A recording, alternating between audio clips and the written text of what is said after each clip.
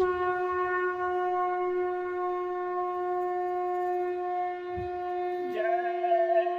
गुरुदेव। जय गुरुदेव।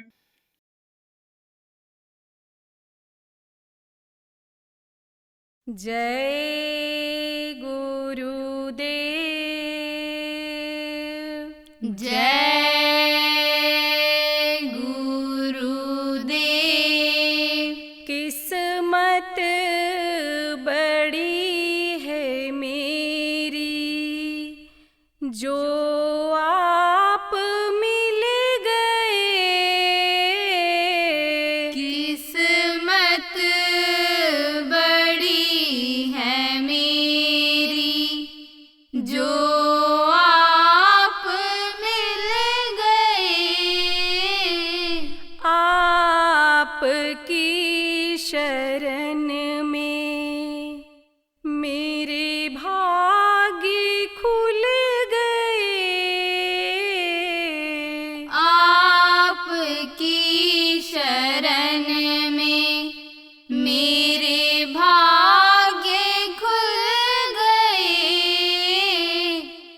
दर दर भटक रही थी, मिलता कहाँ सहारा। दर दर भटक रहे थे, मिलता कहाँ सहारा।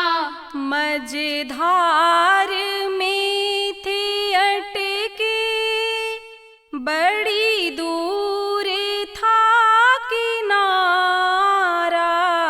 मझधार में थे अटके, बड़ी दूर था किनारा।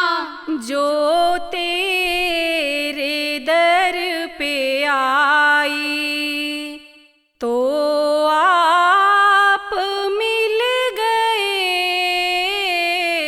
जो तेरे दर पे आई, तो आप मिल गए।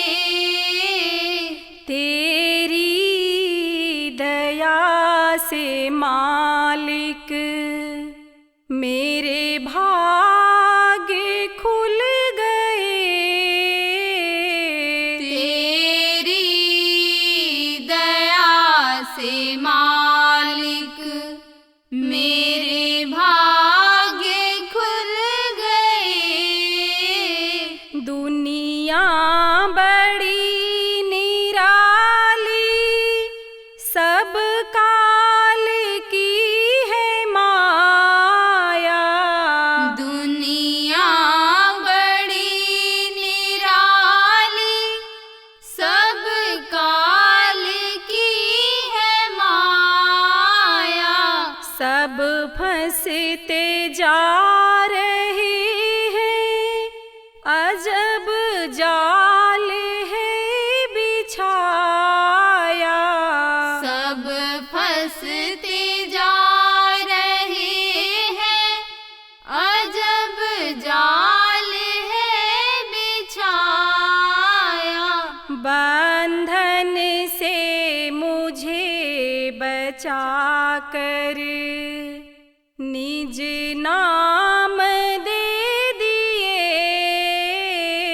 बंधन से मुझे बचाकर निज नाम दे दिए।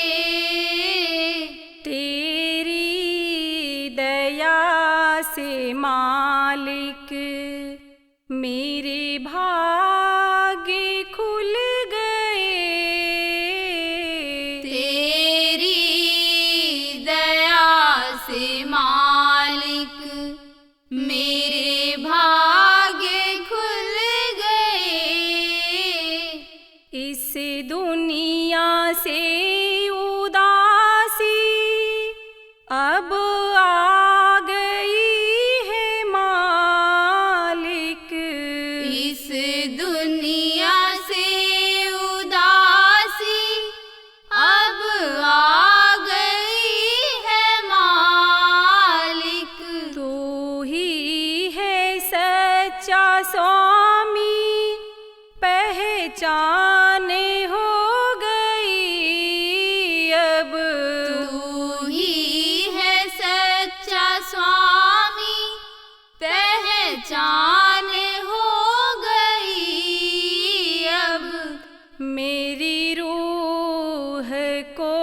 जगा दो, किस बात की है देरी। मेरी रूह को जगा दो, किस बात की है देरी। किस्मत बड़ी है मेरी, जो आप मिल गए। किस्मत बड़ी है मेरी, जो आप मिल गए। आपकी शरण में मेरे भाग्य खुल गए। आपकी शरण में मेरे भाग्य खुल गए। जय गुरुदेव। जय गुरुदेव।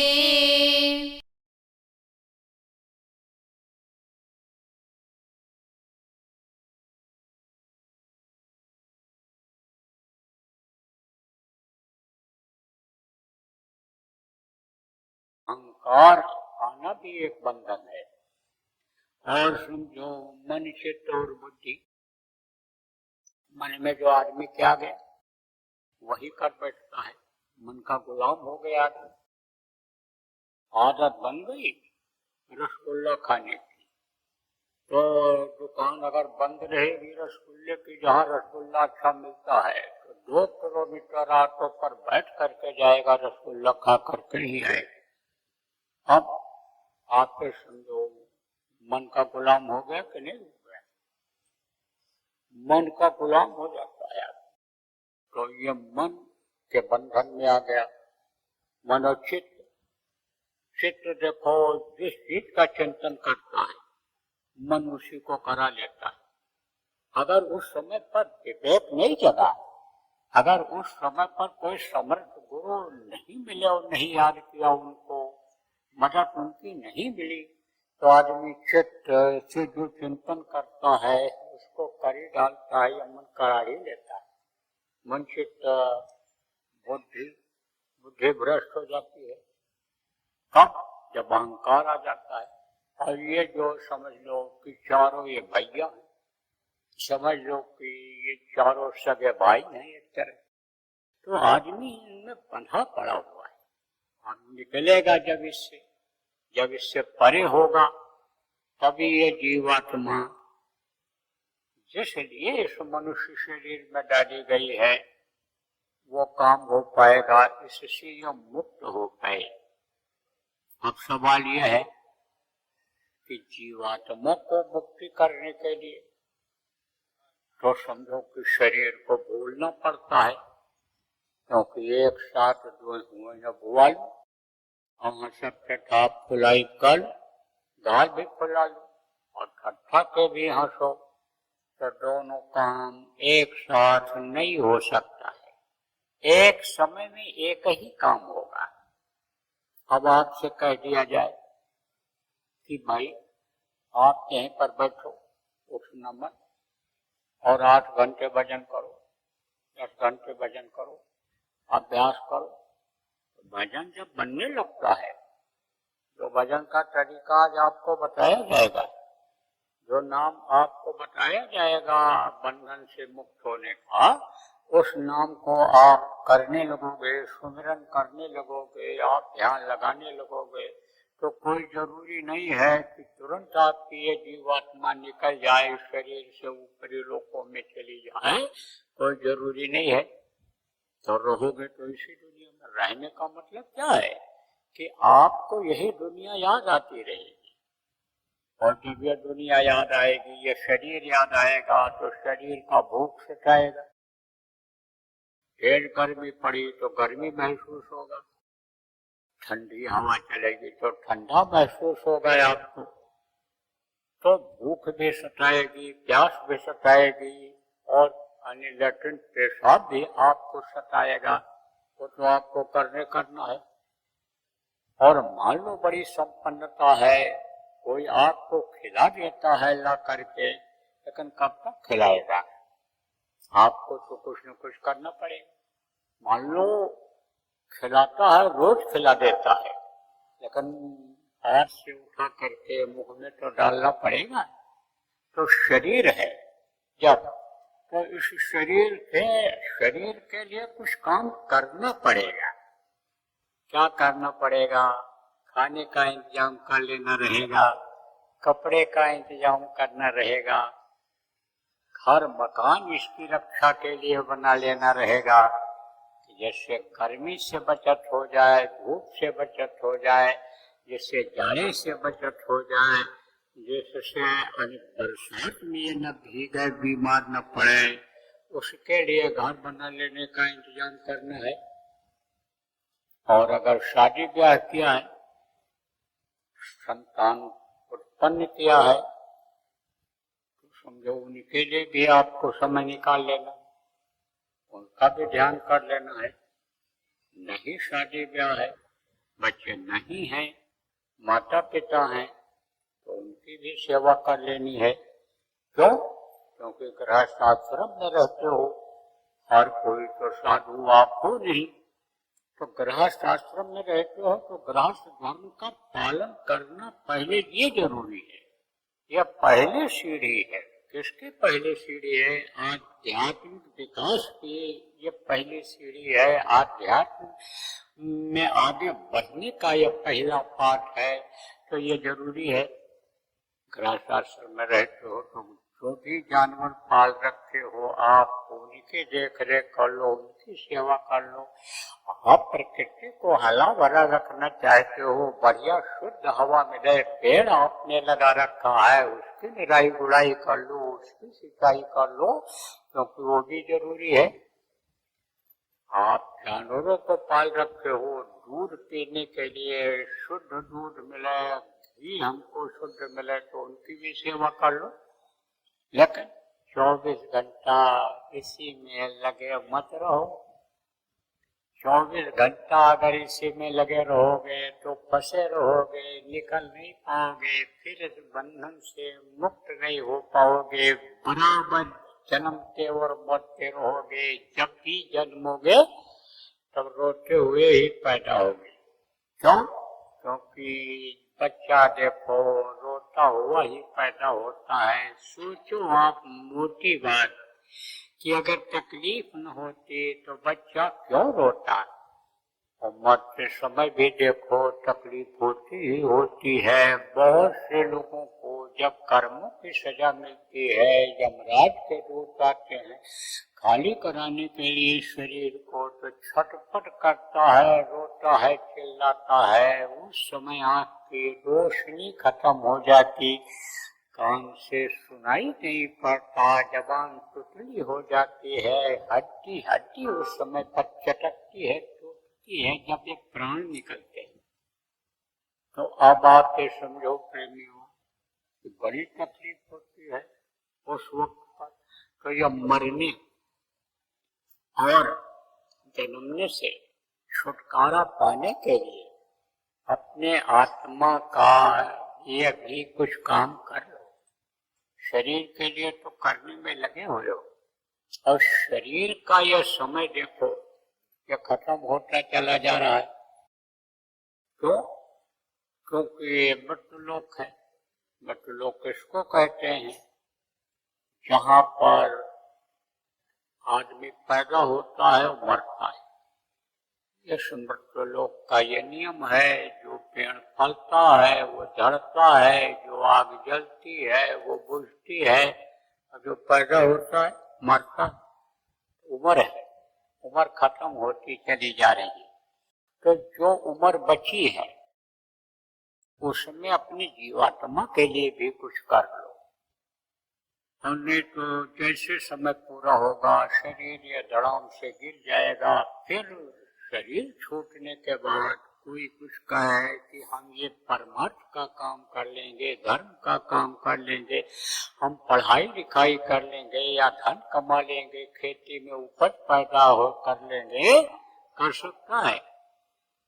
कि भगवान को पा सकता है, भगवान को भी नहीं पा सकता। देवी देवताओं का दर्शन दुर्लभ हो जाएगा।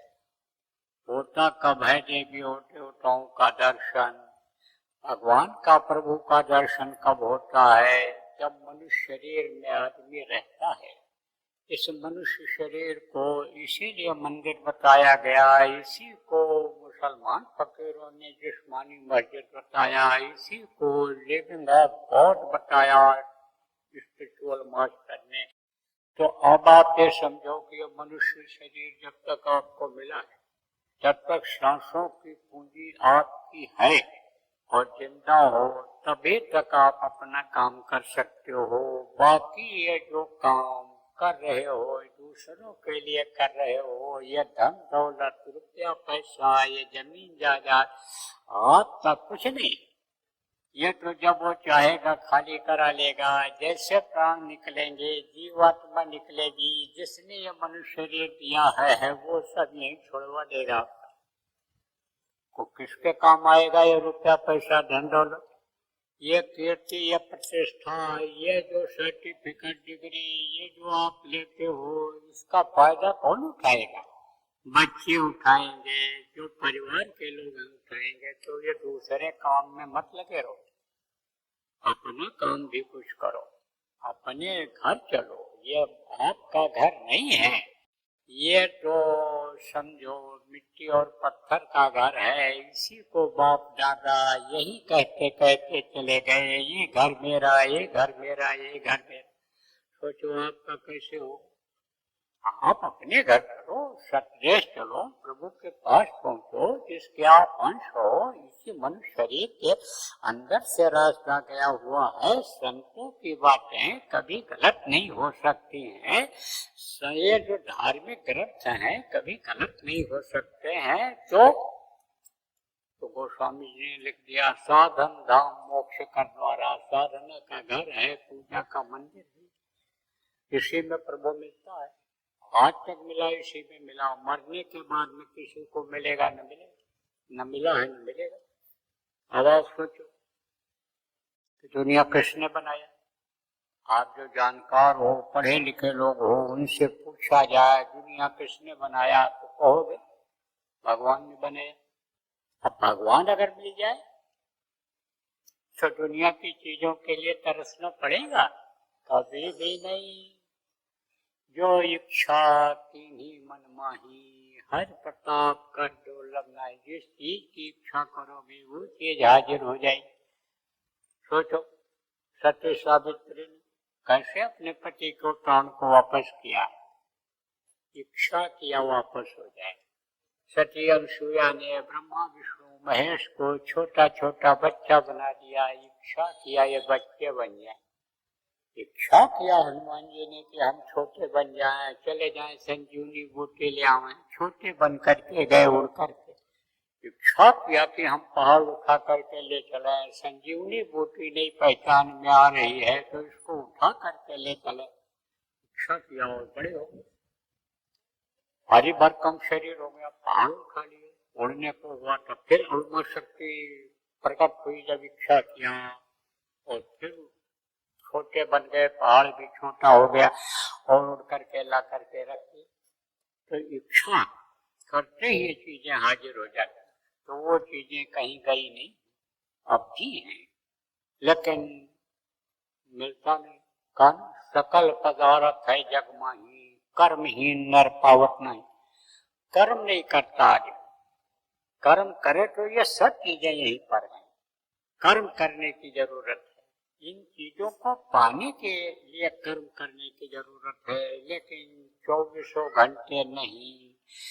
22 घंटा गृहस्थी का काम करो, बाल बच्चों की देख रेख करो, जो भी मैंने आपको बताया गृहस्थ धर्म का पालन करो, और 2 घंटा समय इन सब काम के लिए निकाल लो, प्रभु की प्राप्ति के लिए निकाल लो, जन्म मरण से छुटकारा पाने के लिए निकाल लो। अब कैसे होगा? जब कोई युक्ति बताने वाला मिलेगा तब होगा, उपाय बताने वाला होगा तब मिलेगा। तो उपाय बताने वाले हमेशा इस धरती पर रहे, हमेशा रहते, आ गया गिरी बदरिया पार की, बरस गई अंगार, संत न होते जगत में, जल मरता संसार। संसार खत्म हो गया होता अगर संत महात्मा न हो। पूरे संत, पूरे फकीर जिनको कहा गया स्पिरिचुअल मास्टर कहा है, यानी समझो वो अगर न होते तो धरती खत्म हो गई होती। कभी गुप्त रूप में रहे, कभी प्रकट रूप में आए। गुप्त रूप में जब अत्याचार, अन्याय, पापाचार, दुराचार रहता है, तब वो एक जगह पर बैठ करके सृष्टि के संभाल करते रहते हैं। और जब ये चीजें बढ़ जाती, जब लोग दुखी हो जाते हैं, समय पर जाड़ा गर्मी बरसात नहीं होता है, प्रकृति नाराज होकर के, देवता नाराज होकर के दुख देने लगते हैं, तब इन सब बातों को बताने के लिए, समझाने के लिए जगह जगह पर जाते हैं, लोगों को सत्संग देते हैं, बताते हैं, समझाते हैं। हमेशा चाहे कबीर साहब रहे हों, चाहे गोस्वामी जी रहे हों, चाहे पलटू साहब रहे हों, चाहे नानक साहब रहे हों, चाहे हमारे गुरु महाराज रहे, पूरे संत थे गुरु महाराज। बहुत लोगों को उपदेश किया, तमाम बिगड़े लोगों को सुधार दिया, तमाम लोगों का घर बस किया। घर उजड़ रहा था, बीमारियां साथ नहीं छोड़ रही थी, गरीबी इतनी थी कि कपड़ा नहीं सिला पाते थे, दो समय का भोजन से मोहताज थे, लेकिन वो भी दिलाया, उसमें भी संपन्नता हुई। और जो गुरु महाराज के बताए रास्ते पर नाम दान लेकर के भजन किए, पार हो गए। अब वो इस दुख के संसार में दुख झेलने के लिए आने वाले नहीं है। तो जैसा मैंने इन संतों का नाम लिया, ये लोग आए, कैसे आए? मनुष्य शरीर में ही पैदा हुए, माँ के पेट में ही बने, लेकिन उन्होंने सबसे पहले अपना काम किया। अपना काम क्या किया? इस जीवात्मा को जगाया।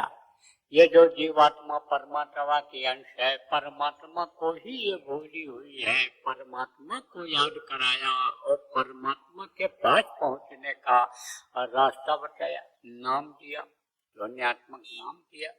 वो शब्द के डोर को पकड़ाया और शब्द के डोर को पकड़ करके ये जीवात्मा ऊपरी लोकों में गई।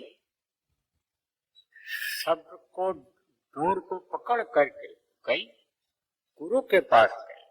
जितने भी हुए सब गुरु किए, इसीलिए देखो विद्या गुरु बनाया और आध्यात्मिक गुरु बनाया, जिनका नाम बड़ा प्रचलित है।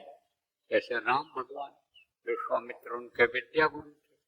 विद्या गुरु किसको कहते हैं? हिंदी, अंग्रेजी, उर्दू, फारसी जो पढ़ाते हैं, जो खाना पीना, उठना बैठना सिखाते हैं, तौर तरीका सिखाते हैं, तो ये सत्य रूपी धर्म के बारे में जानकारी कराते हैं, अहिंसा रूपी धर्म के बारे में जानकारी कराते हैं, परोपकार रूपी धर्म के बारे में जानकारी कराते हैं, ये सब जो सिखाते हैं वो विद्या गुरु होते हैं।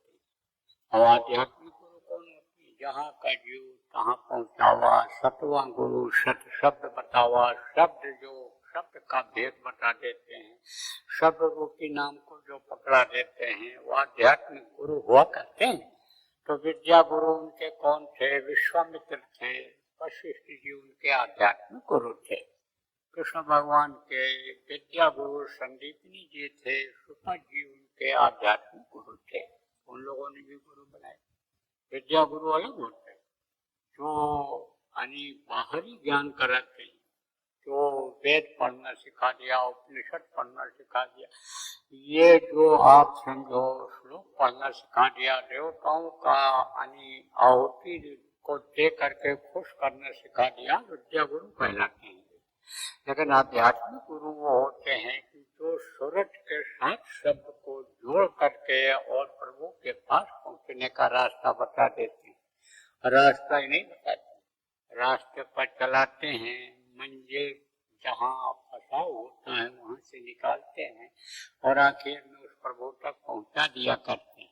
तो सबसे पहले तो अपना काम करते हैं, अपनी आत्मा को जगाते हैं, और वो जब प्रभु के पास पहुंचती है, प्रभु का हुक्म हो जाता है, कि अब तुम इस काम को करो।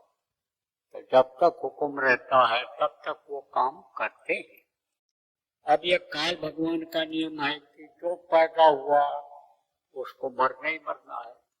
जो पेड़ फला झड़ा, फला से झड़ा और बड़ा सा बताना, यानी जो फलता है वो झड़ता है, जो आग जलती है वो बुझती है, जो पैदा होता है मरता है। तो आप ये समझो कि शरीर छोड़ना ही पड़ता है, सबको छोड़ना पड़ता है, मजबूरन छोड़ना पड़ जाता है। क्योंकि ये बुढ़ा होता है, एक एक दिन एक एक मिनट बुढ़ा होता चला जाता है, इसके अंग कमजोर पड़ते चले ही जाते हैं नियम के अनुसार। तो शरीर जब छोड़ने को हुआ तब आप समझो वो शक्ति, वो ताकत जो प्रभु के उनके अंदर मौजूद रहती है, उसको दूसरे को वो ट्रांसफर जिसको कहते हो, स्थानांतरित कहते हैं, स्थानांतरित कर देते हैं। जिसको पात्र समझते हैं, जिसको ये समझते हैं कि ये कर ले जाएगा, उसके लिए घोषणा कर देते हैं, उसको पावर दे देते हैं और वो उस काम को करने लग जाता है। तो गुरुओं की ये जो परंपरा रही है वो ऐसे ही चली आ रही है। तो ऐसे जब मिल जाते हैं, वेदी मिल जाते हैं, गुरु मिल जाते हैं, तब वो दोनों काम बना देते हैं, दुनिया भी बना देते हैं और दीन से भी मिला देते हैं, दीन भी बना दिया करते हैं। जैसे ये हमारे गुरु महाराज, ये बंधन मुक्त गुरु थे और बंधन से ये मुक्त कराते थे। ऐसे ऐसे ही गुरुओं को बंदी छोड़ कहा गया। बंदी छोड़ वो गुरु थे ना, तो उपदेश करते थे, तो उपदेश क्या समझाया बताया, भजन ध्यान कराते थे। तो एक शिष्य को थोड़ा सा गुरु के दया का अनुभव हुआ। देखो आपको बताया ना कि मनुष्य शरीर में ही रहते हैं, लेकिन हड्डी और मांस के शरीर का नाम गुरु नहीं होता है। गुरु एक पावर होती है, एक शक्ति होती है। अब वो शक्ति दूसरे में भी ध्यान हो जाती है।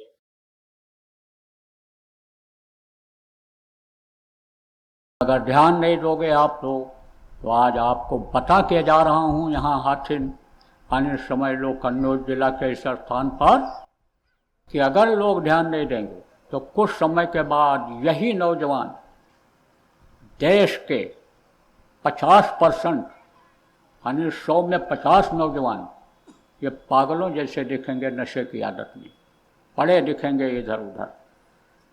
दुर्घटनाएं बढ़ती चली जाएंगी, अकाल मृत्यु में चले जाएंगे, प्रेत योनियों में चले जाएंगे। पेट बड़ा होता, मुंह पतला होता है, कभी पेट ही नहीं भरता है, परेशान रहते हैं, दूसरों को भी परेशान करते रहते हैं। तो जब यही बच्चे आएंगे, आपको ही लग जाएंगे प्रेत योनि में जो चले जाएंगे, तो चैन की रोटी खा पाओगे कि कुछ कर पाओगे? इसलिए ध्यान देने की जरूरत है। जय गुरुदेव। सरकारी व गैर सरकारी अनुदान के लिए बिना सत्संगियों के सहयोग द्वारा जनहित के कार्यों में लगी हुई बाबा जय गुरुदेव धर्म विकास संस्था का मुख्यालय पिंगलेश्वर रेलवे स्टेशन के सामने मक्सी रोड, उज्जैन, मध्य प्रदेश में है। यहाँ पर सत्संग व नामदान का कार्यक्रम होता रहता है। अतः आप श्रोताओं से अनुरोध है कि बाबा उमाकांत जी महाराज के आश्रम उज्जैन एक बार परिवार सहित जरूर पधारिएगा। आपके सुझाव के लिए व्हाट्सएप नंबर 9575600700। जय गुरुदेव, जय गुरुदेव।